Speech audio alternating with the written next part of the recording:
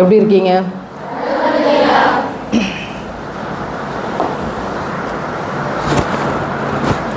Okay, மாஷா அல்லாஹ். ஒரு இது வரைக்கும் கண்டினியூஸாக ஸ்கூல்ஸ் காலேஜஸில் ஒரு 5 லட்சம் பிள்ளைகளை நான் தொடர்ந்து சந்திச்சிருக்கேன். அதோடு சேர்த்து உங்களையும் சந்திக்கிறதுல எனக்கு பெரிய சந்தோஷம். எனக்கு ஒரு நல்ல அம்மா கிடச்சிருக்கலாம். ஹமாம் சோப்பில் அட்வர்டைஸ்மெண்ட்டில் வர அம்மா மாதிரி ஒரு நல்ல அம்மா கிடச்சிருக்கலாம். எந்நேரம் பார்த்தாலும் இதை செய்யாத, அதை செய்யாத, அதை பண்ணு, இதை பண்ணு, அந்த எது வீட்டு பிள்ளை எப்படி மார்க் வாங்குறா, உன் சொந்தக்கார பிள்ளை எப்படி படிக்கிறா, நீ என்ன செய்கிற, நீ ஏன் இதை கேட்க மாட்டேங்கிற, நான் சொல்றது உன் காதில் வாங்க. உனக்கு ஒரு கொஞ்சம் நல்ல அம்மா கிடச்சிருக்கலாம். நான் உங்க வயசுல இருக்கும்போது என்கிட்ட உன்னோட எதிரி யார் அப்படின்னு கேட்டா யோசிக்காம சொல்லியிருப்பேன் என்னோட அம்மா அப்படின்னு. அப்போ அம்மா சொல்றதெல்லாம் அப்படிதான் இருந்துச்சு. இத்தனைக்கும் நாங்களாம் அந்த சோசியல் மீடியா இல்லாத காலகட்டத்தில் இருந்தோம். அப்போவே அவ்வளவு பிரச்சனை. அப்போ ஏன் இப்படி இருக்காங்க? எனக்கு ஏன் பிடிக்காதுன்னா, காலையில எழுப்பும் போதே மாதிரிமா ஹோம்ஒர்க் செஞ்சுட்டியா, ஸ்கூலுக்கு கிளம்பணும், லேட் ஆயிருச்சு, பஸ் வந்துடும், நாங்களாம் டவுன் பஸ் பிடிச்சு போய் படிச்சோம், பஸ் லேட் ஆயிரும், அப்படியெல்லாம் எழுப்புறது இல்ல. பாத்திரம் தேய்க்காம இருக்கு, சீக்கிரம் எந்திரி, டிஃபன் பாக்ஸ் கழுவினியா. எழுப்பும் போதே பாத்திரம் கழுவுறதுன்னு எழுப்புறதுனால எனக்கு அவங்கள பிடிக்கவே பிடிக்காது.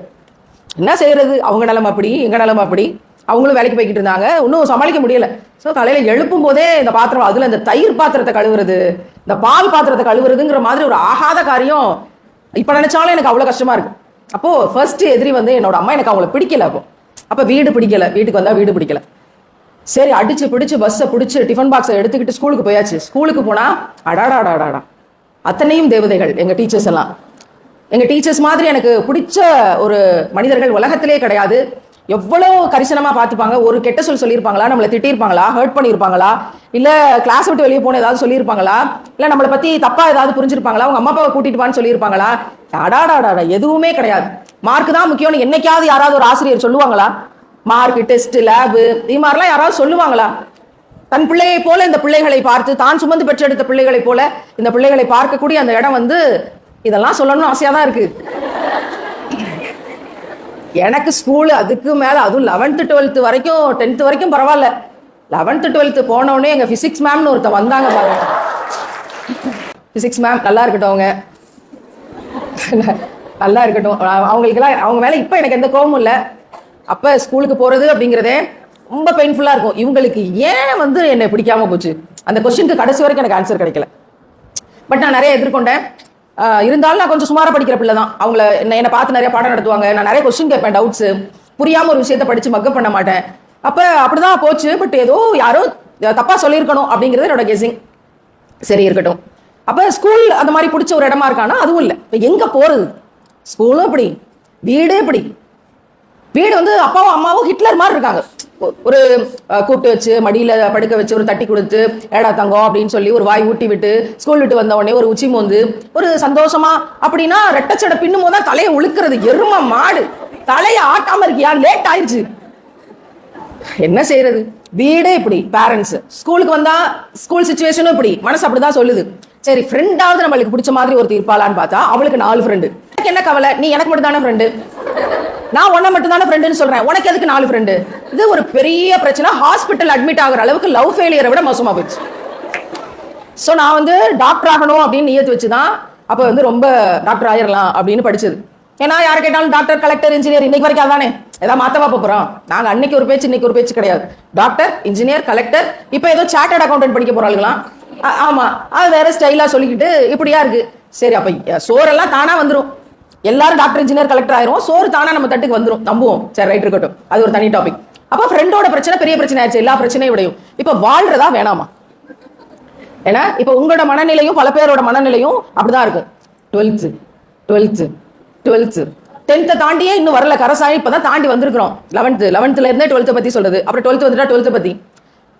எனக்கு என்னன்னா புரியலன்னா, உங்களை மோட்டிவேட் பண்றதுக்காக சொல்லல, நான் என்னையவே கேட்டுக்கிறேன். நானும் ஒரு டீச்சர் தான்.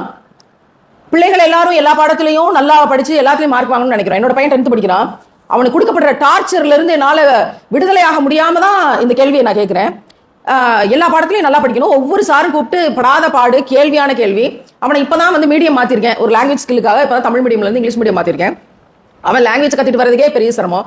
அப்போ ஒவ்வொருத்தரும் படுத்துற பாடும், வைக்கிற ஸ்பெஷல் கிளாஸும் டெஸ்ட்டும் தாங்க முடியல, என்னால தாங்க முடியல. என்ன செய்யறது அப்படின்னு யோசிக்கும் போது அப்ப நான் என் பையனை கூப்பிட்டு வச்சு சமாதானப்படுத்தினேன். எல்லா பாடத்திலையும் நீ எல்லாத்துலயும் நல்ல மார்க் வாங்கினா நான் சொல்ல மாட்டேன். ஏதாவது உனக்கு பிடிச்ச பாடத்துல எல்லா நல்ல மார்க் வாங்க ட்ரை பண்ணு. மற்றபடி ஒரு 4 சப்ஜெக்ட் உனக்கு வர்றது கஷ்டமா இருக்கு அப்படின்னா கொஞ்சம் ட்ரை பண்ணு. பாஸ் பண்ண முடியுதான்னு ட்ரை பண்ணு, பார்டர் தாண்ட முடியுதான்னு ட்ரை பண்ணு. ஜஸ்ட் ட்ரை பண்ண, அதுக்காக மெனக்கெடு பார்த்துக்கலாம். அங்க ஸ்கூல்ல கொடுக்குற ப்ரெஷர் கொண்டு வந்து ஏன் மேல போடாத. எனக்கு ஏற்கனவே ஏற்பட்ட ப்ரெஷர் இருக்கு, அதனால இது ஒரு பெரிய விஷயம் கிடையாதுடா. ஏன் சொல்றேன்னா, டீச்சர்ஸ் திட்டும் போது அதை நீ பெருசா எடுக்காத. ஏன் சொல்றேன்னா, டீச்சர்ஸ் எல்லாம் ரொம்ப திறமசாலி, உன்னை இவ்வளவு வெளுவெளுன்னு வெளுக்குறாங்க, சில சார்லாம் அடிக்கிறாங்க அப்படின்னா, ஒரே டீச்சர் 5 பாடத்தையும் எடுக்கலாம்ல. பிள்ளை மட்டும் எப்படி 5 பாடத்துல 500க்கு 500 வாங்க முடியும்னு எதிர்பார்க்கறாங்க. அதனால இது லாஜிக்கலா ஒத்து வராது. ஒவ்வொரு சப்ஜெக்ட்டுக்கும் ஒவ்வொரு டீச்சர்னு எப்படி இருக்கிறாங்களோ, ஒரு பிள்ளை ஒரு சப்ஜெக்ட்ல தாண்டா வந்து எக்ஸ்பர்ட்டா இருக்க முடியும். நீ உனக்கு பிடிச்ச பாடத்தை நல்லா படி, பொருள் புரிஞ்சு படி, மக்கப் பண்ணாத அப்படின்னு சொன்னதுக்கு அப்புறம் தான் கொஞ்சம் அப்படியே ஆஃப் ஆனா. அப்படிதானே?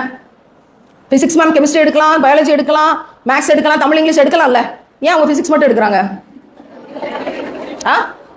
ஏன்னா மேக்ஸ் தெரியாது, அவங்க பிசிக்ஸ் தான் படிச்சாங்க. அப்படியா? இப்ப நம்ம மட்டும் எப்படி எல்லாத்தையும் படிக்கிறது?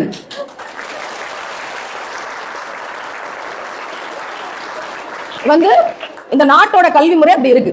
என்ன இந்த நாட்டோட கல்வி முறை அப்படி இருக்கு. எல்லாத்தையும் தெரிஞ்சுக்கோ, எல்லாத்தையும் என்ன இருக்குன்னு தெரிஞ்சுக்கோ அப்படிங்கறதான். ஆனா நம்மளோட விதிவசம்னு சொல்ற மாதிரி நம்மளோட நிலைமை எல்லாத்தையும் மார்க்ன்ற இடத்தை நோக்கி உலகம் நகர்த்திச்சு. ஆனா கல்வி எதுக்காக கொடுக்கப்பட்டுச்சு? எல்லாத்தையும் தெரிஞ்சுக்கோ. உடம்புல என்ன இருக்கு, பயாலஜி தெரிஞ்சுக்கோ. உலகத்துல என்னென்ன செடி கொடி இருக்கு, சுத்தி என்ன இருக்கு, பாட்னி தெரிஞ்சுக்கோ. கணக்கு வழக்கு வரவு செலவு பார்க்கணும், அதுக்காக மேக்ஸ் தெரிஞ்சுக்கோ. இன்னைக்கு பயோ கெமிஸ்ட்ரிங்கிறது ரொம்ப பெரிய அளவிலான பிசினஸ் ஆயிருச்சு மருத்துவத்துறையில. அப்ப அது சம்பந்தமான விஷயங்களை தெரிஞ்சுக்கோங்க. இப்படி என்னென்ன இருக்குன்னு எல்லாம் தெரிஞ்சுக்கோ. நீ மனுஷனா வாழணும்னா மாரல் வேல்யூஸ் வேணும். தமிழ்ல இவ்வளவு இலக்கியங்கள் இருக்கு, அதன் வழியா எவ்வளவு விஷயங்களை சொல்லி கொடுத்துருக்கோம். ஆனா உன் தாய்மொழியில இருக்க பொக்கிஷங்களை தெரிஞ்சுக்கோ. ஆனா 10th 12th தமிழை மதிக்க மாட்டாங்கல்ல. ஏன்னா அது 12th வந்துட்டீங்கன்னா தமிழ் இங்கிலீஷ்க்கு வேல்யூவே இல்லை. மெயின் சப்ஜெக்டை மட்டும் கான்சென்ட்ரேட் பண்ணா போதும். பிடி பீரியடுக்கு விட மாட்டோம், அது சுத்தமா மதிக்கிறது கிடையாது. ஸோ அந்த மாதிரியான நெருக்கடிகளோட தான் நீங்களும் போவீங்க, நாங்களும் எங்க பிள்ளைகளை அப்படித்தான் வளர்க்குறோம். இப்ப என்ன செய்யலாம்? இதுக்கு என்ன செய்யறது? வீட்டில் அம்மா இப்படி, ஸ்கூல் இப்படி, நம்மளோட டீச்சர்ஸ் இப்படி, நம்ம மனநிலை இப்படி, ஏற்கனவே நான் ஏன் பொண்ணா பிறந்தேன்ற கேள்வி நமக்கு. நம்ம என்ன செய்யறது? இந்த விஷயத்துக்கு ஒரு சொல்யூஷன் கிடைச்சிருச்சுன்னா நம்ம தப்பிச்சிடலாம் இல்ல? ஆனா என்ன மாதிரி ஒரு நல்ல அம்மா யாருக்கும் கிடைக்க மாட்டாங்க. முட்டை மார்க் வாங்கிட்டு வந்தா கூட்டிட்டு போய் ட்ரீட் கொடுத்து விளையாட வச்சு புது ட்ரெஸ் எடுத்து கொடுத்து கூட்டு வருவேனா? என்ஜாய் பண்றா. முட்டை வாங்கினவங்க எல்லாம் உலகத்தை, இந்த உலக முட்டையை திருத்தி போட்டிருக்காங்க. ஆவரேஜ் ஸ்டூடெண்ட்ஸ் தான் வாழ்க்கையில ஜெயிச்சிருக்காங்க. என்ஜாய். என்ன ஸ்கூல்ல மதிக்க மாட்டாங்க, மக்குன்னு சொல்லுவாங்க, அவ்வளவுதானே. நான் அம்மா இருக்கேன் உனக்கு, நீ வந்து நீ பா. அதனாலதான் இன்னைக்கு அவனுக்கு ரொம்ப பிடிச்ச டிபார்ட்மெண்ட் ஸ்பேஸ் யூனிவர்ஸ். அதுல நிறைய படிச்சு நிறைய தெரிஞ்சு வச்சு ஒரு காலேஜ்ல போய் கிளாஸ் எடுக்கிற அளவுக்கு அதை பத்தி தெரிஞ்சு வச்சிருக்கான். திருக்குறானை நான் ரிசர்ச் பண்ணும்போது வானமும் வான்மறையும்னு கடந்த ரமலான்ல தொடர் தொகுப்பு, அந்த ரிசர்ச்க்கு எனக்கு மெட்டீரியல் கொடுத்து கண்டென்ட் கொடுத்து அதை பத்தி எனக்கு எக்ஸ்பிளைன் பண்ணி, நான் ஒரு எல்கேஜி ஸ்டூடெண்டாகவும் அவன் ஒரு ப்ரொஃபஸராகவும் இருந்து எனக்கு ஸ்பேஸ் யூனிவர்ஸ் பத்தி எக்ஸ்பிளைன் பண்ணது என்னுடைய மகன். இந்த முட்டை போடப்படுற மகன், இந்த மக்குன்னு சொல்லப்படுற மகன். அதனால உங்களுக்கு என்ன டிபார்ட்மெண்ட் பிடிக்குதோ, உங்களுக்கு இந்த விஷயத்தை நான் பத்தி கூடுதலா தெரிஞ்சுக்க ஆசைப்படுறேன் அப்படின்னு எதுலையாவது கண்டிப்பா நம்ம இன்வால்வ் ஆகும். அது எந்த சப்ஜெக்ட்னு நமக்கு தெரியல, அதுக்குள்ள எந்த டிபார்ட்மெண்ட் நமக்கு தெரியல, அப்படி ஏதாவது இருந்தால் அதுல நல்லா படிங்க. அதை நீங்க வெளியில நிறைய புக்ஸ் படிங்க, நிறைய தேடி படிங்க. பிள்ளைகளுக்கு மொபைல் கொடுக்காதீங்க அப்படிம்பாங்க. என் நேரமும் என் பையன் கையில மொபைல் கொடுத்துருப்பேன், டேப் கொடுத்துருப்பேன், சிஸ்டம் இருக்கும், எல்லாத்தையும் நீ யூஸ் பண்ணிக்க. உன்னை இறைவன் பார்த்து கொண்டு இருக்கிறான். நீ என்ன தப்பா பார்த்தாலோ, ஸ்கிப் பண்ணாம போனாலோ, என்ன நடந்தாலும் இறைவன் பார்த்து கொண்டிருக்கான். அதுக்கான கூலி உனக்கு உண்டு. நான் தர முடியாதுப்பா கூலி, இறைவன் கண்காணித்து கொண்டிருக்கிறான். அதை மட்டும் நீ பாத்துக்கோ. போனை யூஸ் பண்ணாத நான் சொல்ல மாட்டேன். இந்த போனை எப்படி ஹலாலா யூஸ் பண்றதுன்னு தெரிஞ்சுக்க. போனை தவிர்த்துட்டு நீ இந்த உலகத்துல வாழ முடியாது. சிலபஸே இதுல தான் படிக்க வேண்டி வந்துருச்சு. ஹலாலா, நேர்மையா, ஒழுக்கமா டிவைஸை எப்படி யூஸ் பண்றதுன்னு கத்துக்கன்னு சொல்லி தரதான் ஒரு நல்ல டீச்சரோட கடமையா இருக்க முடியும்னு நான் நினைக்கிறேன். நான் அதை என் மகனுக்கு செய்யறேன். அந்த நம்பிக்கை நீங்க உங்க பேரண்ட்ஸ்க்கு கொடுக்கணும். நான் யூஸ் பண்றேன், அதை எவ்வளவு பாசிட்டிவா கொண்டு வரேன் பாத்தீங்களான்ற நம்பிக்கையை நீங்க உங்க பேரண்ட்ஸ்க்கு கொடுக்கணும். அப்படி கொடுக்கும்போது பெருசா தடை இருக்காது அப்படிங்கறதான் என்னோட கருத்து. இப்ப என்ன செய்யறது? ஃபர்ஸ்ட் பாயிண்ட்டுக்கு வரேன். என்னையே எனக்கு பிடிக்கல, நான் ஏன் இப்படி பொண்ணா பிறந்தேன் அப்படின்னு. இஸ்லாம் ரொம்ப அழகான ஒரு விஷயத்தை நமக்கு சொல்லி கொடுத்துருக்கு. தாயின் காலடியில் சொர்க்கம் இருக்கிறது. ஏன் தாயின் காலடியில் சொர்க்கம், தந்தையின் காலடியில் சொர்க்கம் இருக்கிறதுன்னு சொல்லலையே? ஏன்? ஏன்னா 10 மாசம் வயிற்றுக்குள்ள, அம்மாவோட வயிற்றுக்குள்ள நீங்க குழந்தையா இருக்கும்போது வளர்ந்து முடிச்சிருவீங்க. தலை மேல இருக்கும், கால் கீழே இருக்கும். அந்த பனிக்குடம் சொல்ற ஸ்விம்மிங் பூல் உடைஞ்சு உள்ள இருக்க அந்த ரத்தமும் தண்ணியும் சேர்ந்து அந்த பேக் உடைஞ்சு ஃபுல்லா ரத்தம் வாளி வாளியாக வெளியேறும். அந்த சமயத்துல தலை திரும்பி கீழே வரணும், கால் மேல போகணும். தலை தான் ஃபர்ஸ்ட் வெளியே வரணும்.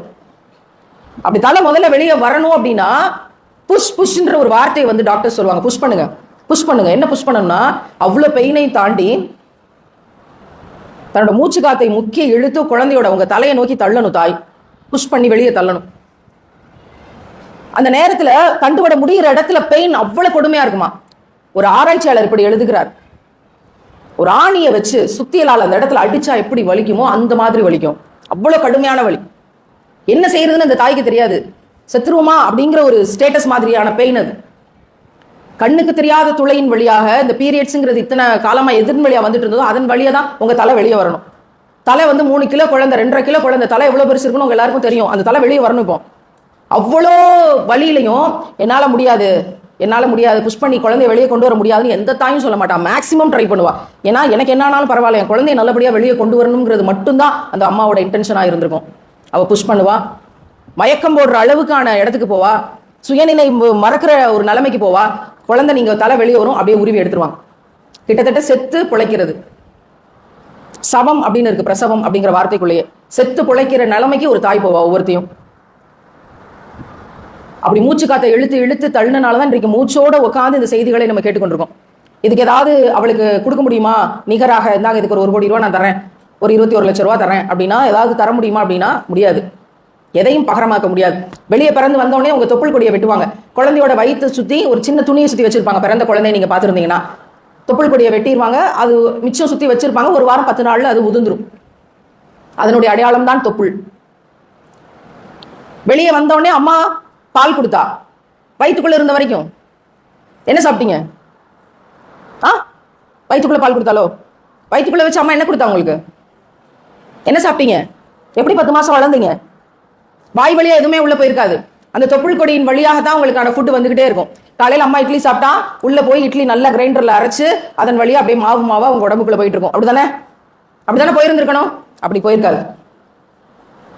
அவ இட்லி சாப்பிட்டாலும் பிரியாணி சாப்பிட்டாலும் அது பிளட்டா கன்வெர்ட் ஆகி அந்த பிளட் மட்டும்தான் எல்லா சத்துக்களையும் உறிஞ்சி எடுத்து ரத்தம் ஸ்ட்ரைட்டா உள்ள போயிட்டு இருக்கும். தொப்புள் கொடியின் வழியாக அந்த பிளட் மட்டும்தான் உங்களோட பிசிக்கல் பாடிக்குள்ள போகும், வயிற்றுக்குள்ள.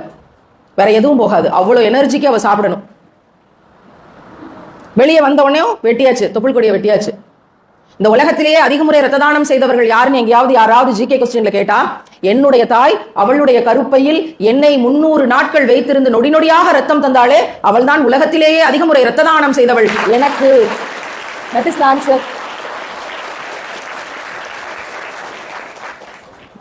இதெல்லாம் நம்மளோட மூளையில ரெக்கார்ட் ஆகல. வெளியே வந்து தொப்புள் கொடியை வெட்டியாச்சு. இப்போ உங்களுக்கு வாய் வழியா உணவு கொடுக்கணும், தொப்புள் கொடி தான் வெட்டியாச்சு. இல்லைன்னா ரத்தம் பாட்டுக்கு கனெக்ட் ஆகி போயிட்டே இருக்கட்டும், அதே சிஸ்டம் ஃபாலோ ஆகட்டும் இருந்திருக்கலாம். தொப்புள் கொடியை வெட்டியாச்சு, இப்ப வாய் வழியா உணவு கொடுக்கணும். இறைவன் என்ன வச்சிருக்கான்? ஒரு தாய்க்கு மார்பகங்கள்ங்கிற பொக்கிஷத்தை வச்சிருக்கான். உலகம் முழுக்க இனி எவ்வளவு சயின்ஸ் அண்ட் டெக்னாலஜி வளர்ந்தாலும் கண்டுபிடிக்க முடியாத ஒரு மிகப்பெரிய அதிசயம் இந்த மார்பகங்கள்.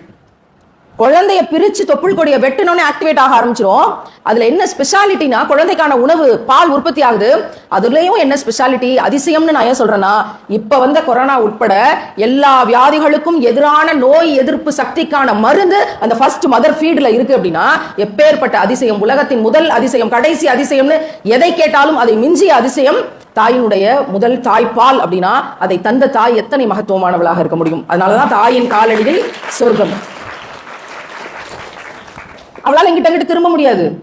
சில பேருக்கு ஆர்கனை கிழிச்சு தையல் போட்டிருப்பாங்க, மரத்து போற ஊசி எல்லாம் போட மாட்டாங்க, அப்படியே கிழிச்சு தைக்க வேண்டியதான். அந்த நேரத்துல ஆபரேஷன்னா சொல்லவே தேவையில்லை. மேல வயிற்றை கிழிப்பாங்க, உள்ள இருக்க யூட்ரஸை கிழிப்பாங்க, பிள்ளையை எடுப்பாங்க, சாக்கு பை தைக்கிற மாதிரி தைப்பாங்க, மேல வயிற்றை தச்சுட்டு அவள் தான். அடுத்த நாள் காலை எடுத்து தரையில வைக்க முடியாது, ஆனா வச்சு ஆகணும். அவ்வளவு கடினங்கள் ஒவ்வொரு பிரசவமும்.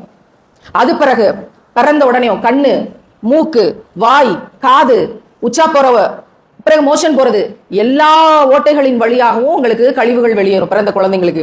அதை எல்லாத்தையும் தொடச்சு சுத்தப்படுத்தி உங்களை பார்த்து பத்திரமா வச்சிருந்து அந்த 1 இயருக்கு உங்களை வளர்க்குறதுங்கிறது ஆகப்பெரிய சேலஞ்ச். இதெல்லாம் நம்ம பிரெயின்ல ரெக்கார்ட் ஆகல.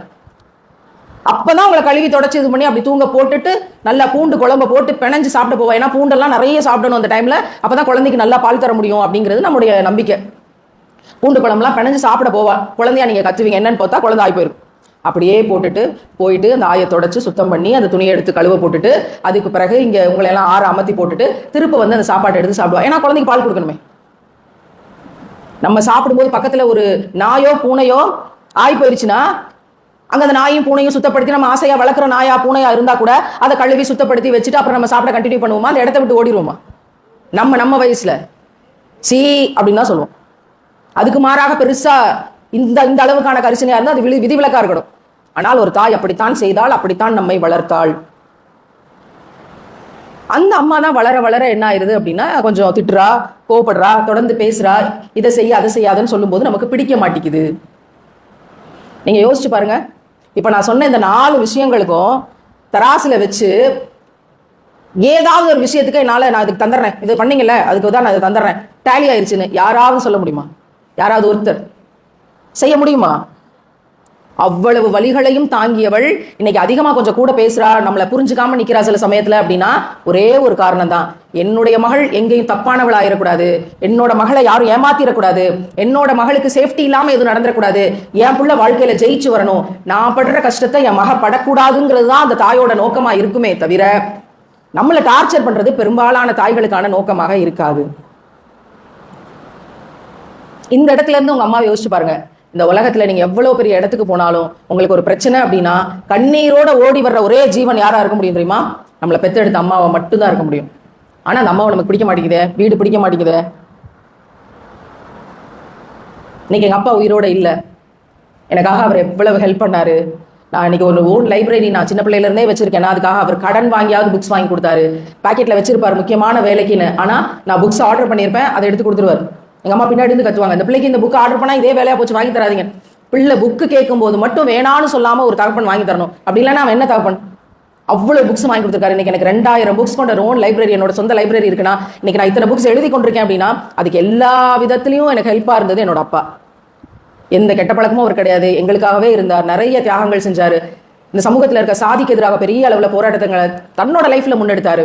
ரொம்ப கஷ்டப்பட்டு எங்களை வளர்த்தினாரு. தன்னோட மகளை ஒரு பேச்சுத்துறையில ஒரு பெரிய ஆளுமையாக்கணும்னு பெரிய கனவு கண்டார். பட்டிமன்ற நடுவரா டிவி சேனல்கள் என்ன பார்க்கும்போது தன்னோட கனவு நனவாயிருச்சு அப்படின்னு பெரிய அளவில் சந்தோஷப்பட்டார். கடைசியில அவர் தன்னையே யாருன்னு தெரியாத இடத்துக்கு ஒரு குழந்தையா போய் மரணம் அடைஞ்சார். இன்னைக்கு அவர் இல்ல. அவருக்கு ஏதாவது ஒன்று என்னால செய்யணும்னு நான் நினைச்சா செய்ய முடியுமா? இன்னைக்கு நான் நல்லா இருக்கேன். அவரை கூட்டிட்டு போய் அவருக்கு பிடிச்ச சாப்பாடு வாங்கி தர முடியும், அவர் கஷ்டப்படாம அவருக்கு ட்ரெஸ் வாங்கி தர முடியும், அவரை நல்லா பாத்துக்க முடியும், 4 இடங்களுக்கு கூட்டிட்டு போக முடியும். இந்த உலகம் உங்களோட மகளை எப்படி பாக்குதுன்னு பாருங்க, எப்படி கொண்டாடுதுன்னு பாருங்க, அப்படிங்கறத அவருக்கு காட்ட முடியும். நீங்க வாழ்க்கையில ஜெயிச்சிட்டீங்கப்பா, இப்படி ஒரு மகளை உருவாக்கி இருக்கீங்க, 5 லட்சம் பிள்ளைகளை சந்திச்சிருக்கா, பாலியல் வன்கொடுமைக்கு எதிராக போராடி இருக்கா, இத்தனை கேசஸை ஃபேஸ் பண்ணிக்கிட்டு இருக்கா, இவ்வளவு பேருக்கு மிக்சி வாங்கி கொடுத்திருக்கா, இவ்வளவு பேருக்கு கிரைண்டர் வாங்கி கொடுத்திருக்கா, 25 டாய்லெட்ஸ் கட்டி கொடுத்திருக்கா, குடிசை வீடுகளை 20 கல்வீடுகளாக மாத்தி கொடுத்திருப்பாங்க. நீங்க வாழ்க்கையில ஜெயிச்சிட்டீங்க பாருங்க அப்படின்னு அவரை கூப்பிட்டு சொல்லணும்னு ஆசையா இருக்கு. ஆனா சொல்ல முடியாதுல்ல. இருக்கும் போதே தாய் தகப்பனை நல்லா பாத்துக்கோங்க. மரணம் எப்பன்னு தெரியாத உலகத்துல ஓடிக்கிட்டு இருக்கோம். அப்போ என்னோட தாய் என்னோட 3 வயசுக்கு எனக்கு பிரெயின்ல ரெக்கார்ட் ஆகாத அந்த காலகட்டத்துல வயிற்றுல இருந்து வெளியே கொண்டு வர்ற வரைக்கும் என்ன மாதிரியான டிரான்ஸ்ஃபர்மேஷன் பண்ணி காமிச்சா அப்படிங்கிற விஷயத்தை கண்ணு முன்னாடி நிறுத்துங்க, வீடு சொர்க்கமா இருக்கும். இன்னைக்கு உங்க அம்மா கிட்ட போய் ஒரு சாரி சொல்லுங்க, ஒரு தேங்க்ஸ் சொல்லுங்க, அவளை கட்டி பிடிச்சு ஒரு முத்தம் கொடுங்க. அம்மா, நீ இவ்வளவு கஷ்டப்பட்டு என்ன பெற்றிருக்கியா, அந்த உலகத்துக்கு கொண்டு வந்திருக்கியா, இதுல ஒரு பெயின் கூட நான் உனக்காக எதையுமே நான் பகரமா எதுவும் செஞ்சது இல்லையா இது வரைக்கும். அது போக உன்ட்ட நிறைய சண்டை போட்டிருக்கேன், நிறைய திட்டிருக்கேன், நமக்கு 2 பேருக்கு நிறைய விவாதம் வந்திருக்கு, உன்னை அழ வச்சிருக்கேன். சோ சாரிமா, நான் இனி இப்படி பண்ண மாட்டேன். நீ இல்லைன்னா என்னோட லைஃப் எப்படி இருக்கும் அப்படின்னு யோசிச்சு பார்க்க முடியல. சோ உன்னை நான் ஹர்ட் பண்ணிருக்கேன், அதுக்காக சாரி. இவ்வளவு விஷயங்களை எனக்காக நீ செஞ்சிருக்கேன், அதுக்காக நான் உன்னை ரொம்ப லவ் பண்றேமான்னு சொல்லி உங்க அம்மாவை ஹக் பண்ணி இன்னைக்கு ஒரு முத்தம் கொடுங்க. ஒட்டுமொத்த உலகத்தின் விருதுகளும் உங்க தாயோட கையில கிடைச்சதா சந்தோஷப்படுவான். தோளுக்கு மேல பிள்ளை வளர்ந்துட்டா நம்ம என்னமோ ரொம்ப டிஸ்டன்ஸ்ல போயிடும், அம்மாவுக்கும் நமக்கும் பெரிய டிஸ்டன்ஸ் ஆயிடுச்சுன்னு நினைச்சு. கிடையாது. உங்களை அவ்வளவு கொஞ்சி கொஞ்சி கொஞ்சி கொஞ்சி 1000 முத்தங்கள் கொடுத்து வளர்த்தவதான் அந்த அம்மா. அவளை எந்த காரணத்தினாலையும் வெறுக்காதீங்க, எந்த சுச்சுவேஷன் அவளை கைவிட்டுறாதீங்க. நீங்க வெறுத்துட்டீங்கன்னா அனாதையாயிருவா, அதான் ஃபேக்ட். அவன் நினைச்ச வாழ்க்கையில அவன் நினைச்ச மாதிரியான அன்பை தர்றதுக்கு இந்த உலகத்துல யாரும் தயாரா இல்லை, கணவன் உட்பட. ஒரு பெண் பிள்ளை தன்னோட தாயை வெறுத்துட்டானா அனாதையாயிருவா. எனவே இன்னைக்கு போய் உங்களோட தாய்க்கு ஒரு தேங்க்ஸ், ஒரு சாரி சொல்லுங்க, ஹக் பண்ணி ஒரு முத்தம் கொடுங்க. இன்ஷா அல்லாஹ்.